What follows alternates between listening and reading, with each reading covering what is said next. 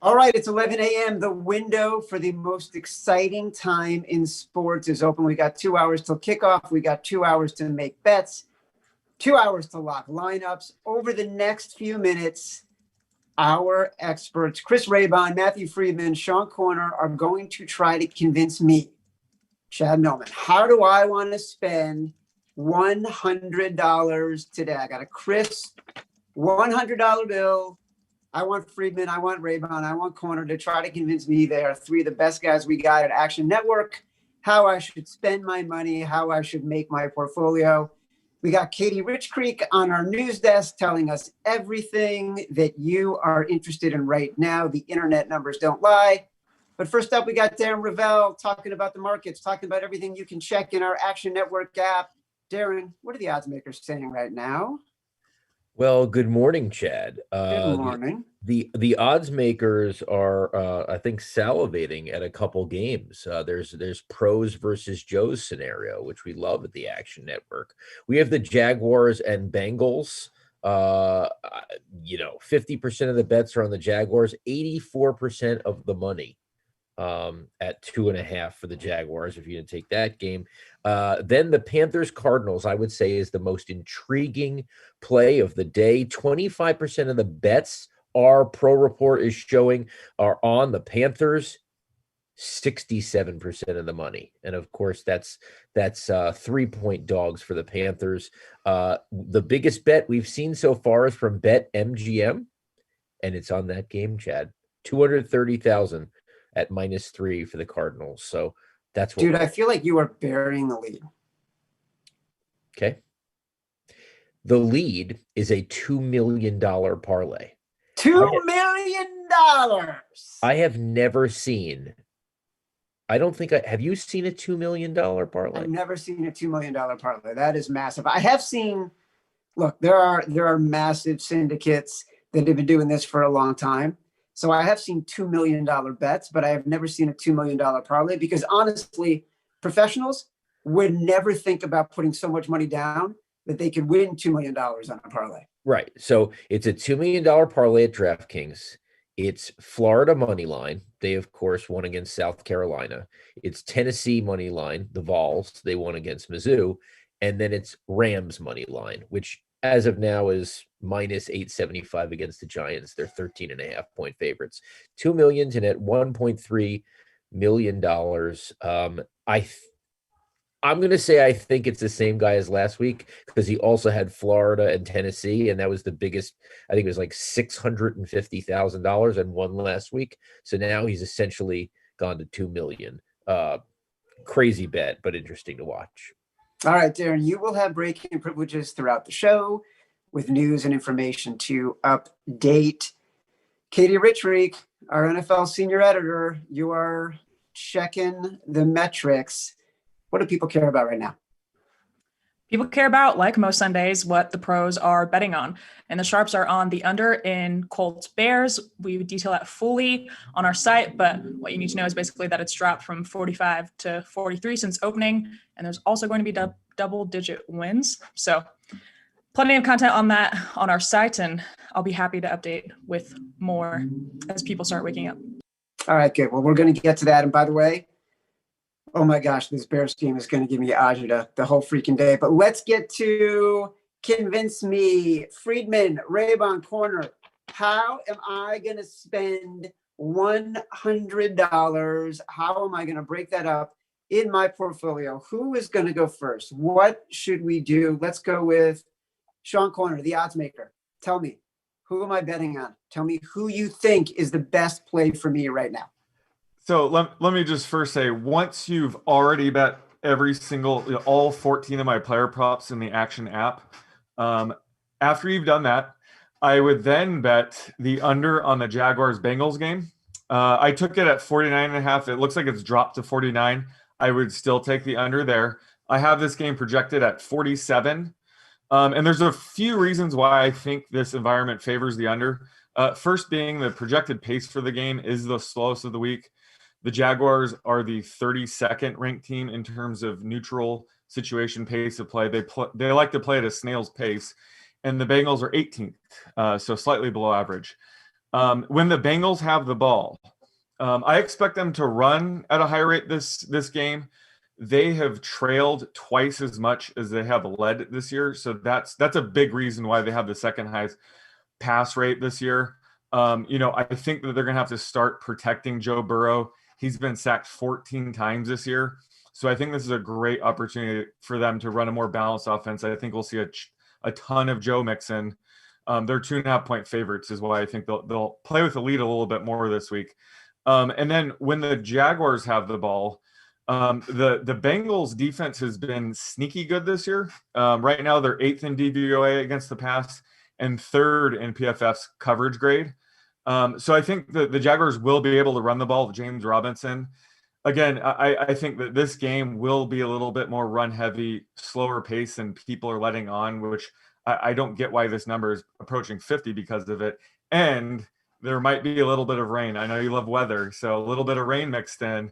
It's just, there's the perfect storm, I would say, for the under here. So I love me some Jags Bengals under 49. Wow, you did 3 things there. 1, you gave a great rundown on why I love this bet. 2, you made a weather pun. Perfect storm for betting the Jags Bengals under 49.5. 3, you mentioned weather, how much I love weather.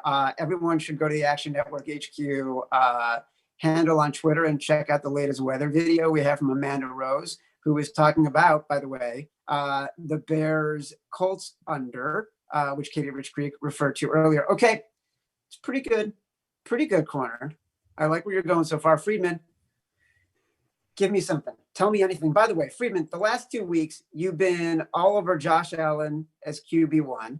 You were in week 1, you were all over Henry Ruggs. You've been all over Mark Andrews. So give me some magic today. Tell me everything that you think I need to know for one big bet for my $100.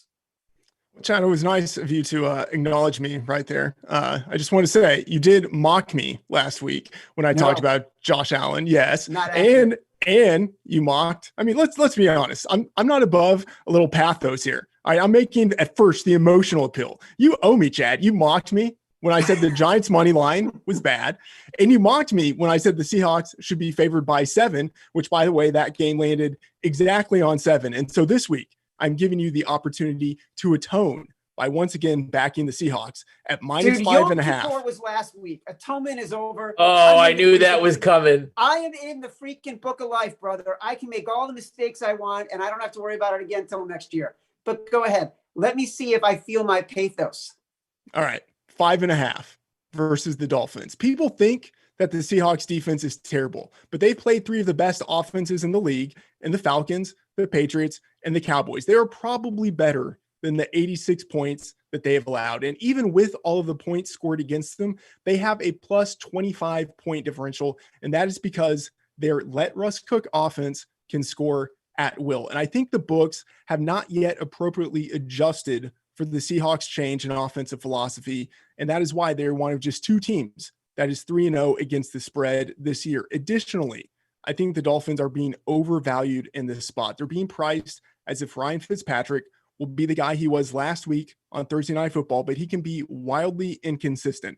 The Dolphins have 3 extra days of rest.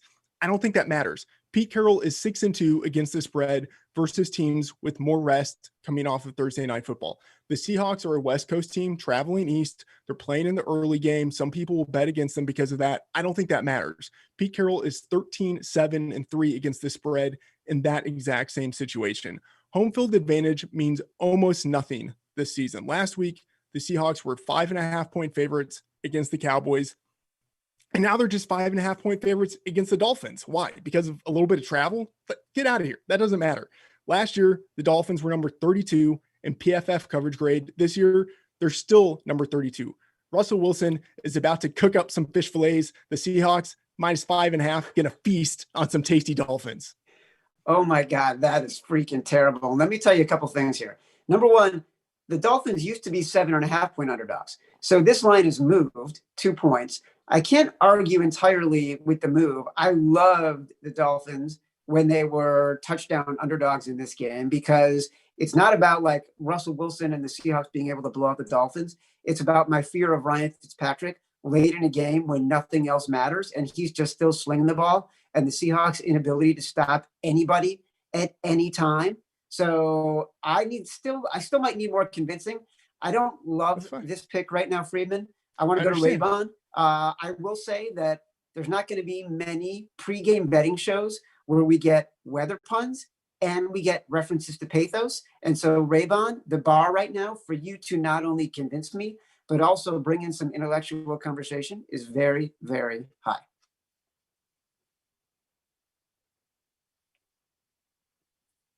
Is Raybon there? Has he decided he's too scared? He can't compete with Corner and Friedman?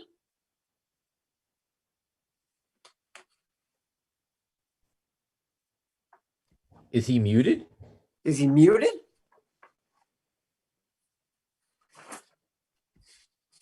Are we moving on? While we are dealing with technical difficulties, news just broke a little bit ago that the Chiefs-Pats game is moving officially to tomorrow night. So everyone's start-sit decisions are getting a lot easier, thankfully. One of the stories people are flocking to on the site right now are Sean's updated tiers, updated as of last night, which are his rankings that you can use to answer a lot of the start-sit questions you probably have. And I have an update on the totals, the most bet total as far as lopsided percentage is Jacksonville, Cincinnati. Total is 49. William Hill has 86% to the over. Wow. So essentially everybody is betting against Sean Corner, the odds maker right now. Raybon, if you can hear me and you aren't able to speak, if you've been kidnapped in some way, if you need to give a proof of life, just give me a thumbs up and we'll move on to the next segment. All right. Raybon is non-functioning right now. So I'm going to take my $100 and I'm putting it all on the under in the Jags Bengals because the public are idiots. We already know that. So if 86% of the money is coming in on the over in that game, I want to be on the opposite side of that. B, I want to see if next week Friedman can find a way to convince me to use my pathos to convince him again. C, I don't like the Seahawks in this spot anyways because they're always one Russell Wilson bad play away from losing a game as well as winning a game. And I don't see them covering even a 5.5 point number against the Dolphins on the road with how bad their defense is and what Ryan Fitzpatrick can do at the end of the game. So give me the Bengals Jags under 49.5. That's what we're going to do today. Good call. All right. By the way, if you're looking for some of Raybon's picks, even though he cannot speak, he wrote out a few of them on our site, on the homepage, in the app. Go read it. Katie Rich Creek, you are dominating right now with really smart interludes and ways to save this show. I got one more. I got one more update. Okay. Jimmy Vaccaro, if you don't follow him at South Point, he always books his own action. He's one of those bookmakers who doesn't have to make a call because he's been there for so long. Parlay 4-team Ravens Rams is money line. Ravens Rams, Bucks Packers. Obviously, I mean you're not going to get that much. It's 30,000 net 30,000. I mean that's what that is. All right. Very good. We're going to go on to start-sit questions. You guys sent in a lot of start-sit questions for our crew. The first one is going to be for Sean Corner. The question is, what are you doing with Clyde Edwards-Helaire and other KC New England players? Sean Corner, what are you doing? Yeah, so this is really the most important decision of the week. It's a unique spot that we really haven't been in before, but this game is either going to play Monday or Tuesday or it's not. So you have to be willing to take on the risk of possibly getting a 0. From the sound of things, it sounds like this is very likely to happen tomorrow night. So I'm much more comfortable playing, Chiefs players and Julian Edelman on the Patriots side. One thing that you can do is just buy yourself some time. So what I'm doing is, adding emergency plays just in case. So for quarterback, you could add Nick Mullins, who plays Sunday Night Football tonight. Again, that just buys us more time to see if this KC New England game is going to start. this week. So in case if you have Patrick Mahomes, add Nick Mullins just in case for tonight. And then running back Brian Hill for the Falcons, Darius Shepard and Russell Gage at wide receiver, and Robert Tonyan for tight end. Just in case this KC New England game doesn't play, you won't take a 0 and you could just plug one of these guys in. They're not great plays. They're emergency only, but have backup plans and buy yourself some time. But from the sound of things, we're firing up all our Chiefs players and Julian Edelman on the Patriots side. All right, let me ask the second question, which was supposed to go to Raybon. Friedman and Corner, both of you answer this question. Friedman, you will go first. Ryan Fitzpatrick versus Drew Brees. Okay, so even though I think the Seahawks win this game handily, I do think that there's going to be a lot of throwing for Ryan Fitzpatrick going against a defense that has been extremely vulnerable through the air. And then on the other hand, you have Drew Brees, no Michael Thomas, no Jared Cook. So playing with diminished weapons, I think it's Fitzpatrick pretty handily. Yeah, I'm with Freeman here. Fitzpatrick, Seahawks defense has been brutal, and they've lost Jamal Adams. So that's a huge loss. And Drew Brees doesn't look great. He's without Jared Cook as well. Detroit is a run funnel defense. I expect them to be running the ball heavily this game. Fitzpatrick all the way for me. All right, last question. Can you hear me? What? Can you guys hear me? Raybon, are you back? Yeah. Here I am, man. Raybon is back. All right. We're going to rewind a little bit. Raybon, I'm going to give you a chance to try to convince me of your one big bet. I mean, you talked about setting a high bar. If there was a bar at 10 yards past the line of scrimmage, Drew Brees wouldn't try to throw past it. He's attempted only 3 yards past the line of scrimmage, past 10 yards of the line of scrimmage this year. They're going to play the Lions, a healthy Lions offense at home. They just had this COVID scare. Everything's got disrupted. They average over 3 points per game less on the road anyway. And now they're playing a Lions team that's healthy. The one that got unlucky in week 1 in a number of ways. And by the way, three of their 4 best players are out. You have Michael Thomas. You have both of their starting corners, Marshawn Lattimore, Janoris Jenkins, and you have one of Brees' top 3 targets in Jared Cook out as well. So both sides of the ball, this team is decimated, and one of their starting guards is hurt. So this is just a fade the Saints situation on the road. I've been early to it all year. Fading Drew Brees. They're 1-2 right now. He's not looking good. I'm fading them again. Lions +3. Yeah, screw you. You missed the window. It's I already put my $100 on the under for Jags Bengals, but that was a really good try. All right, here is a question though. The last question for start sit. I will give it to you. I'm gonna change the lineup here. It was gonna go to Friedman, but since Raybon, you're back online, I am going to give you the question: Tyler Lockett versus Devontae Adams in PPR.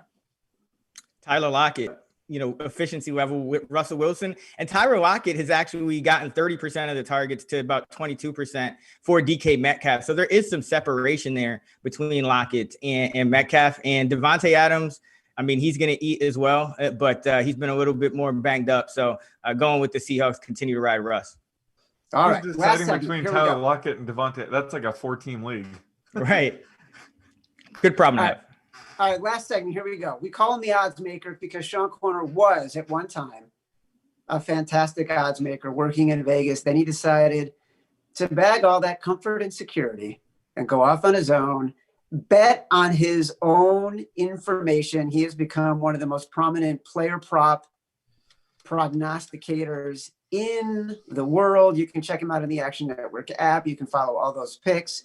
He's scoring at like more than 60% on player prop projections. You were going to set a line on a player, and Friedman and Raybon are going to have to decide, are they going over or under? They have to go against each other. The winner, by the way, there's a contest here. If you reply to @Action Network HQ and you guess if the player you are going to talk about is Alvin Kamara, if you guess exactly how many yards Alvin Kamara has, you will win. Hold on.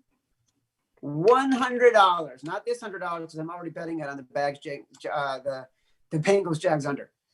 Corner, give us your projection. So it's my favorite player prop of the day. Not that I'm betting, just to project. And it's Alvin Kamara total receiving yards today. And I am setting the line at 64.5 yards. Over. Yeah, well, I mean, did that mean I have to go under, or can I go No, over too? you can go over too. Yeah, No. I got over. I got him at 70. I've got him at 75.5. I think it's just a situation where we saw him get like 32% of the targets last week. Again, no Michael Thomas, no Jared Cook. I mean, he is the passing offense at this point. He's a guy that's a running back he's not going to be deep down the field. That's why Drew Brees is going to keep feeding him the ball to save himself, because he can't throw deep. All right, but here, corner, you got it at 64.5. Friedman has it at 75. Raybon has it at 70.5, I think you said. Why is there an 11-yard discrepancy between what you have and what Friedman has? I think there's a wide range of outcomes here.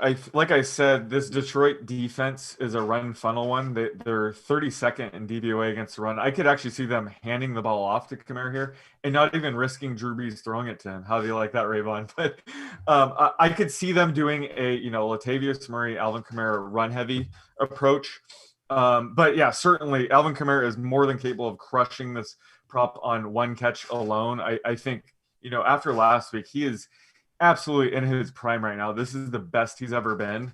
So this is a scary prop for sure. Hopefully you boys are both on the over, because the line at most books is like 59.5 to 60. So there's a bit of value there, but yeah, I think it could go either way. I think there's a wide range of outcomes here for sure. Chad, the real answer is that I'm probably wrong. That's the real answer to why there's such a big discrepancy. But I just think Kamara gets so many targets in this game that it would be hard for him not to go over that number. The thing, though, because remember, the fullback had a COVID scare. So you just put that fullback on the field and nobody's going to want to come tackle him. Just right behind the fullback, Burton, all the way to the house for the Saints. That's how I'm going to lose my Lions bet. So...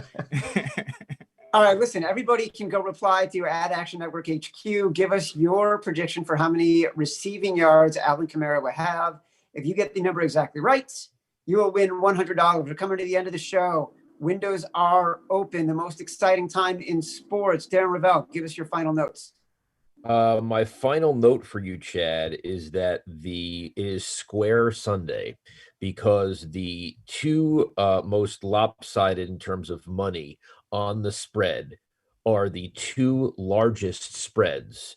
According to William Hill, the Los Angeles Rams have 94% of their money on 13.5, and there's 93% of the money on Baltimore minus 14 against Washington. So those are the two biggest spreads of the day, and also the point where there's the most money. All right, that's interesting. Let me extend it for one more minute, because that Ravens line is huge, 2 touchdowns. And like Stuckey, who's one of the top analysts we have at Action, he loves the Ravens at this number. I want Friedman, I want corner, I want Raybon. Give me a quick 10 seconds on the Ravens at Washington as 2 touchdown favorites. Friedman, you go first. The line feels inflated, but at the same time, they're going to look to punish someone for retribution for what didn't happen last week. And I think they're going to run all over Washington. Corner. Yeah, I feel the same way. I think I don't want to bet against a mad Lamar Jackson, but I also don't want to give up 14.5 points on the road. So I'm just staying away from this one. But I think the Ravens should come out firing here. Raybon. Lamar Jackson is 10-2 against the spread on the road. So, I would go with the Ravens, but I don't make a habit of betting 14.5-point favorites either. All right, Friedman, you included atonement, retribution, and punishment, and pathos. You have made this show on a Sunday morning feel biblical, and there's nothing more appropriate than that. This has been Convince Me from the Action Network. Good luck to everybody on your bets. For Matthew Friedman, for Sean Corner, for Darren Ravel, for Katie Richby, for Chris Raybon, and I'm Chad Millman. See you next week.